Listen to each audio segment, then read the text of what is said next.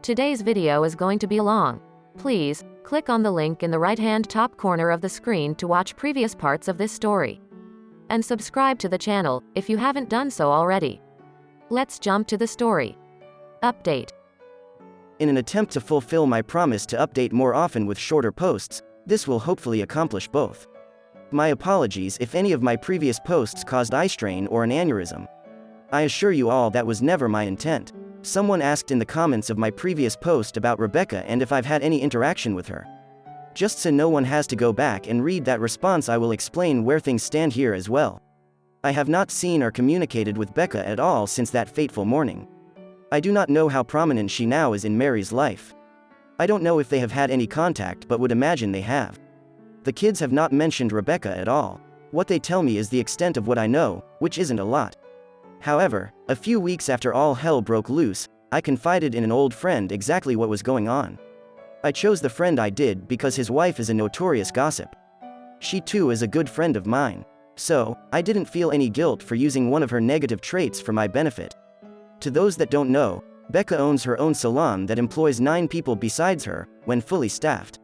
Since word slowly spread through the friend group, 2 stylists have left Becca's salon. I cannot know if they left for greener pastures or as a protest for her role in my marriage failing. But I can hope. When things are finalized, I will be airing her dirty laundry freely and often. If that causes some people to not want to work for her or visit her salon, that's great.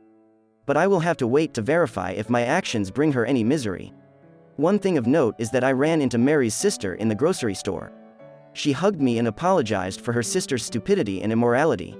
I have no doubt many here would have told me to have no contact with her since she is of the enemy camp. But I have always liked Mandy and her husband Doug. So, I invited them over with their children to enjoy the pool. We cooked out and Doug looked after the kids in the grill while Mandy and I talked. We made every attempt to not let any of the kids overhear our conversation. Thankfully, they were all distracted by the pool and plenty of good food to let us talk at length. To make a long story short, Mary's family knew she cheated on me with more than one man. But Mari blew smoke up their collective asses when it came to any admissions about body counts. Mandy and her parents were told Mari had a couple of short-term affairs after Michael was born until she got caught. When she used the term a couple, I asked how many Mandy considered a couple. She replied 2 or 3. I went and got the folder containing just text exchanges between Mari and guys she'd sexted for Mandy to view. As she perused through the pages, I explained we were able to verify 47 different guys Mari had engaged in sexual activity since Michael was born. I made sure to explain that those 47 were just the tip of the iceberg since we knew she had often arranged onses via various phone apps. Mandy didn't know what to say when she heard Mary's verified body count. She wanted to immediately call her parents to inform them and to curse her sister out. Mary's lack of being forthcoming about the number of men she cheated with was enough bad news to wrap her head around. Then I put 2 and 2 together and realized nobody in Mary's family had yet been told I am not Carrie's father. I'm not sure who was more upset about that fact, Mandy or me. But Doug had to stop grilling to attend to his wife due to the tears she couldn't hold back. She walked around to my side of the picnic table and gave me a hug as she told me repeatedly she was so sorry. Doug was stunned. He gave me a pat on the back after making sure Mandy was okay and told me we'd go out for drinks later that week. My soon-to-be ex-wife may be a piece of dog shit. But her family and the people that married into that family seem to be as good as gold. But I will continue being cautious about how much trust I allow. I filled her in on what actually happened that morning and how I came to find out paternity results. She was stunned to say the least. When she told me she wished I'd punched Becca squarely in the nose, I had to ask Mandy's opinion of Becca. Mandy said she never liked Rebecca even as kids. Mandy is 4 years older than Mari, Becca, and me. She was a senior when we were freshmen in high school. Mandy said that more than once she caught Becca stealing makeup from her room but was unapologetic. She said she despised Rebecca because she'd always been manipulative and loved causing drama for others. She even told me she'd tried to be a big sister role model for Becca, especially after Rebecca's dad divorced her mom. But Mandy said she'd always been an ungrateful little girl who wouldn't listen to anyone. I asked if she knew Mari actually wanted Becca as her maid of honor initially. She never said yes or no, but the profane stream of consciousness let me know she was unaware. I filled her in on things Mari had told me via letter and in the company of attorneys. She was as shocked over Mary's reasoning as much as anyone. She stated their parents hadn't raised them to be like that. She said her sister had declared she never wanted to be with anyone but me long before high school. I'm not sure if that means Mari was deceiving herself from a young age or feelings changed. I just know humans cannot truly love someone and offer their body freely to others. Either the love was never real, or it had died long before I knew it. Mari has made the claim that her heart now and has always belonged to me. I now know that was total lie, and I wonder if she was even capable of love. Not that it matters now, of course. If her heart truly belonged to me, I'd be selling it for transplant to the highest bidder, even though I know it's defective. After lunch the kids kept playing, so I got to talk with Doug and Mandy at length. She filled him in while I went and got ice cream for the kids and served them. When I got back, I could see tears in Doug's eyes, and he gave me a long brotherly hug before I sat back down. He asked about the guy I caught Mari with and how much damage I did. All I could tell him was when I left the guy was unconscious and his lower eyelid on the left side looked like it belonged to a hound dog due to sagging. No police ever contacted me. So, I knew his friend never took him to the cops. But I knew enough to know his orbital bone fracture would require surgery, and I never got the bill. Doug said I should have killed the guy. I told him if Mari and Becca hadn't jumped on my back to weigh me down, I probably would have. But I'm glad I didn't. Doug asked if anyone had any idea who Carrie's father actually is. I explained the soon-to-be ex had been around with far too many guys to know. But I told him the search will go into high gear once all divorce and civil proceedings have been completed. They were both glad to know Mari will get slaughtered in the divorce. They were both glad to know that therapy for all three of us had helped tremendously. When I told them I was anxious for Mari to start working again so she could pay child support and whatever civil fine she ended up owing, they laughed. Doug said if paternity fraud was a crime, Mari would get the death penalty. I told him Mari may as well have committed maternity fraud because any woman that could do what she did was no mother at all. About an hour after they left, my phone started blowing up with calls and texts. The caller ID let me know Mary's mom and dad were both reaching out, as well as calls and texts from numbers with no ID. Then Mandy called and I answered. I could hear her, but there was a lot of screaming and yelling in the background. She stepped outside away from the noise to tell me she'd filled her parents in on all of the truth. Her dad was busy throwing Mary's belongings into her car. Her mom cried and told her what a disappointment she'd become and how ashamed they are to have raised such a prostitute. Call me old-fashioned, but when your mother calls you like that in a face, it's pretty safe to say you stayed on the train to Horseville 1, 2, or even 47 too many stops. I could hear Mari crying and pleading that she had no place to go. Instead of gloating she was getting some of what was coming to her, I thought of the kids. I have no issue with Carrie and Michael staying at their grandparents' house. But anywhere else I could think where Mari might go, there was no way in hell I was going to allow them to stay with her. If she went to Rebecca's, there was no way I'd allow them to be anywhere around that bimbo beautician. Even if she somehow managed to secure a hotel room with her limited earnings, I didn't trust her not to have some random boy stay over. I was happy her family knew some of the truth, but I knew that doing so was going to cause visitation issues. Yet if she didn't find a stable and safe place to stay, I knew the court wouldn't allow any form of unsupervised visitation. Getting to see her kids with supervision for an hour or two every other weekend was going to hurt. But it was a grave she dug for herself with lies and a hell-hole vagina. If it meant a homeless shelter or the actual gutter itself, I didn't and still don't care. Mandy and I were still on the phone when I heard Mari come outside and ask if it was me on the phone. Mandy asked what I wanted her to tell Mari. I probably shouldn't have said the truth because Mari snatched Mandy's phone and began to plead with me. She asked why I was so intent on destroying her life. I simply replied because she'd destroyed mine. She urged I could have my life back if I'd just forgive her. I told her that life was over and never actually existed due to her lies. Again, she lied and swore she loved me. I told her in a not-so-eloquent way that the only thing she loved in this life was herself and Cox. She insisted none of them meant anything to her. I told Mari they all meant more to her than me or her family's security, or she wouldn't have risked it all over and over. She asked why I had ratted her out to her sister and parents. I asked why she hadn't been honest with them about everything, especially about me not being Carrie's father. She cursed at me and said I am her father. I cursed back and told her I'm Carrie's dad and always will be. But she should have at the very least told her family the truth. She said that her parents were disowning her and kicking her out. I told her I'd heard you, I was happy to hear, and I was going to do everything in my power to make things worse. She said she loves me and asked how I could be so cruel to someone that loves me. I told her she should have been asking herself that question 6 years ago. I told her I knew she felt regret, simply because she was losing everything and now people are hearing the truth. But I explained what she did makes her worthy of being shunned as well as spoken ill of and toward. What she was experiencing from her family is what she in fact deserves. Hawthorne gave Scarlet Letters a bad name, she'd be a worthy candidate. 3 days later Nadia called and said Mary's attorney called to try and set up another time to meet together. We set that meeting up for last Friday at Nadia's office. Needless to say, I didn't want to see or talk to her. But I knew being essentially homeless would have implications on judicial custody decisions. As soon as we sat down together, her lawyer informed me that Mari had been living in her car since her parents kicked her out. I asked why she didn't stay at Rebecca's since she helped get her into her situation.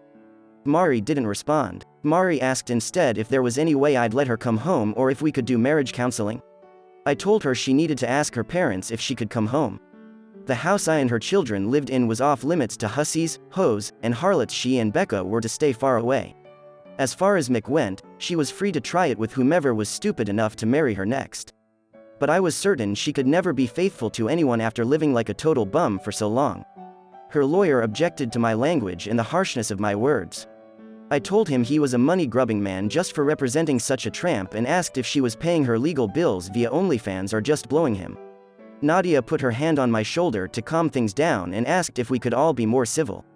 I asked to take a break because I'd already loaded my next verbal salvo, and I needed to let off some steam. We took a 20-minute break, and I went out to my car just to get away from everyone. I thought about writing "Home Sweet Home" with my key on the hood of Mary's car. But I knew I was on camera, and I was already dealing with enough lawyers. I could see fast food garbage on the passenger side and piles of clothes in the back seat. Living the nightmare. That's what she'd done to her life and mine.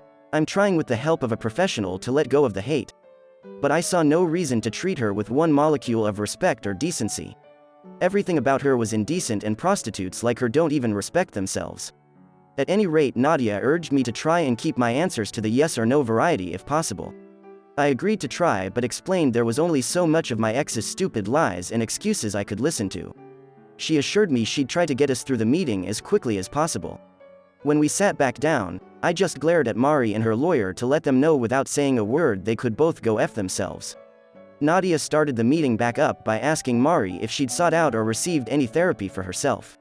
She claimed she didn't have the time while dealing with physical therapy, nor did she have the money as her insurance wouldn't cover therapy.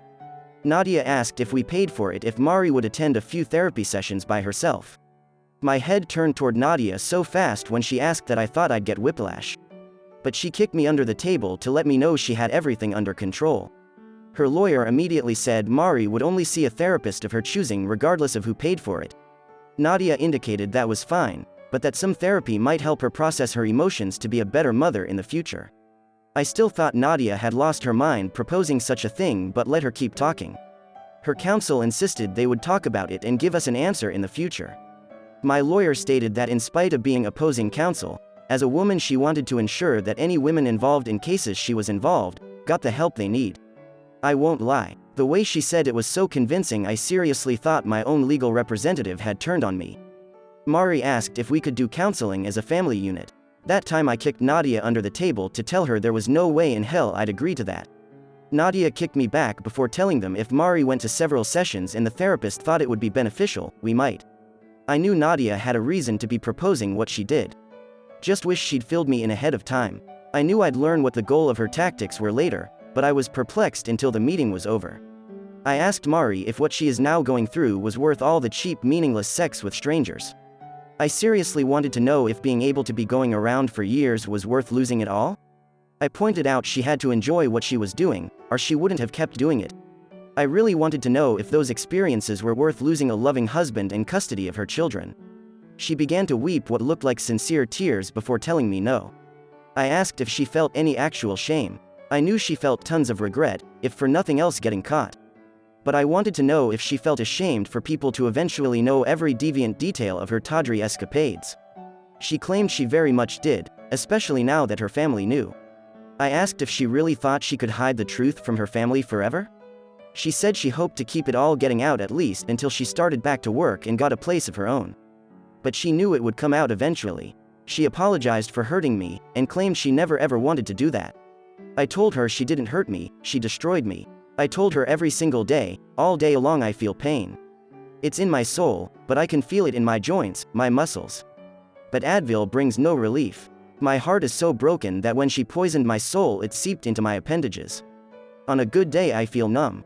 On a bad day, the tension fills my body.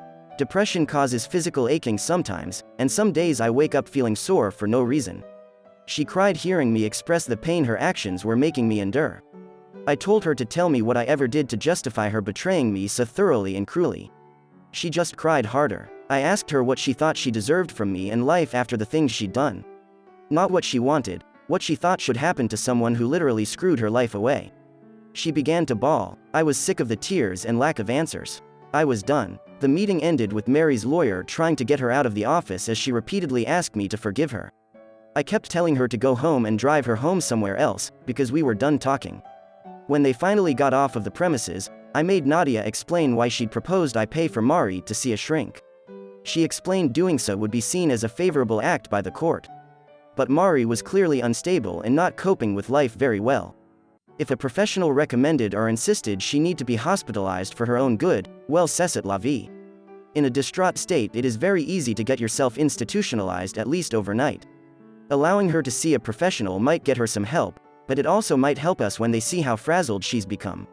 She deceived me for more than 6 years about my entire life. I feel no guilt in not revealing my true intentions of why I actually want her to see a shrink. If she thinks family therapy is a possibility to get her to go, so be it. Mari is good at digging her own grave. I hope that continues. Yes, I realize this was by no means a short update. But it was as condensed as I could make it. The kids are both doing well. Michael is playing baseball as a pitcher since he's the tallest on his team. He does well from the mound and plate even with the larger strike zone. I'm taking him along with Doug and his 2 sons to see the Sox play the Tigers next week. Miss Carrie is as beautiful and sweet as ever. She loves the pool and it's been great having friends over with their kids to enjoy it. I want to raise 2 kids that are too busy with life to have their nose pressed against a phone. That may warp them to the point they feel out of place in society. But they'll be my warped kids. Thanks to all for the kind words and support.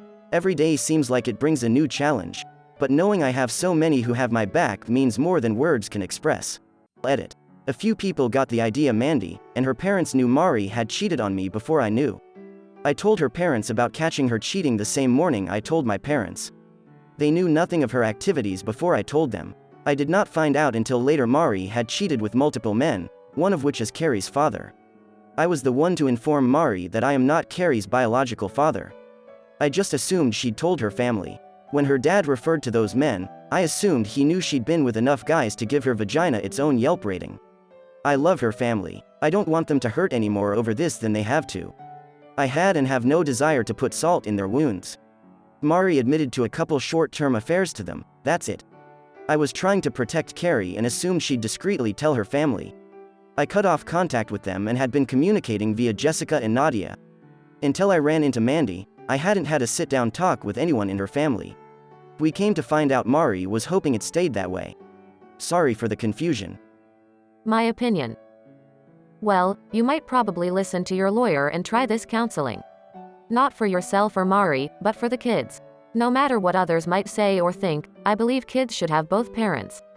It's better for them. Of course, you might say that Mari is a bad example of a mother, but, you know, she was raising kids and was good mother, before it all flowed away. Anyway, I'm still thinking you're coping very well with the situation. Probably you're a bit too cruel to your soon-to-be ex-wife, but after what she did, I can understand you. Just hoping that everything will be well. You're in a good hands with Nadia and your therapist. I'm sure they will make everything to be as good as possible in your situation. Thank you for watching this video. Don't forget to subscribe on my channel.